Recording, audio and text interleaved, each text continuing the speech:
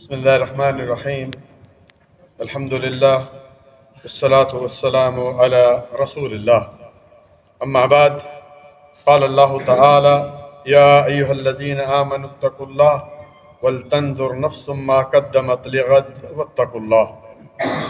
سورۃ حشر کی پہلی آیات: اے ایمان والو، اللہ تعالیٰ سے ڈرو اور ہر شخص یہ دیکھ لے کہ اس نے کل کے لیے کیا تیاری کی۔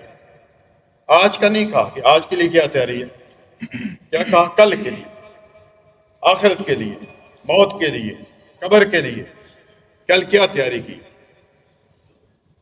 پیارے بھائیو، ہم بہت جلد ماہ محرم کے مہینے میں داخل ہو رہے ہیں، آج اسی پر بات ہوگی۔ سورۃ توبہ آیت نمبر 36 میں رب العالمین کا فرمان ہے: ان عدت الشہور عند اللہ، مہینوں کی تعداد اللہ تعالیٰ کے نزدیک کتاب اللہ میں جو ہے وہ کتنی ہے؟ 12۔ جب سے یوم خلق السماوات والارض، اس دن سے جب سے زمین و آسمان کو پیدا کیا، منہا اربعۃ حرم، ان میں سے جو 4 مہینے ہیں وہ حرمت والے ہیں، یعنی ادب و احترام والے ہیں۔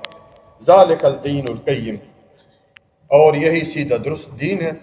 فلا تظلموا فیہن انفسکم، اور اپنی اوپر جو ہے ظلم نہ کرو۔ تو قرآن کریم کی اس سورۃ توبہ کی آیت میں کتنی باتیں ہمیں پتہ چلیں۔ ایک تو یہ کہ مہینے کی جو گنتی ہے 12، یہ جب سے زمین و آسمان بنے ہیں اس وقت سے ہے۔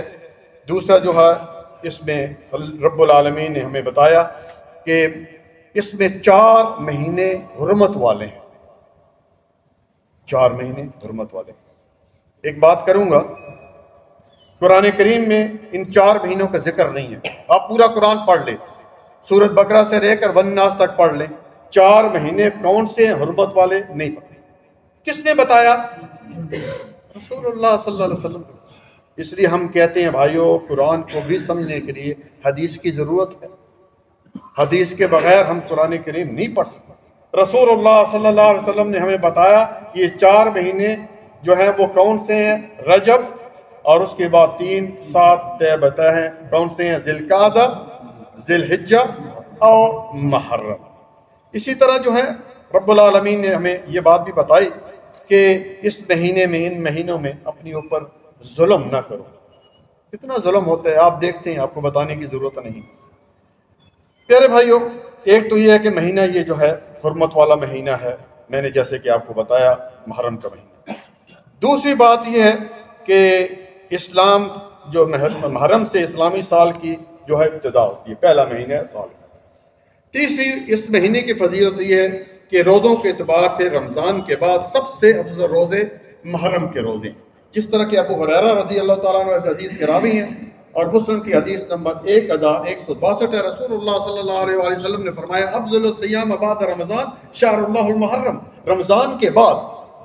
رمضان کے بعد سب سے افضل روزے محرم کے مہینے ہیں۔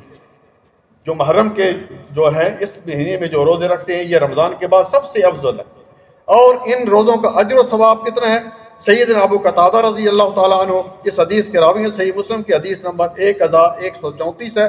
آپ صلی اللہ علیہ وسلم سے پوچھے گا سئل عن صوم عاشورہ، کہ عاشورہ کے روزے کے بارے میں بتائیے، تو آپ صلی اللہ علیہ وسلم نے فرمایا: یکفر سنۃ ماضیہ، کہ جو ایک روزہ رکھتا ہے، خاص کر عاشورہ کا روزہ، اس کے پچھلے سال کے گناہ جو ہے وہ معاف کر دی جاتے ہیں۔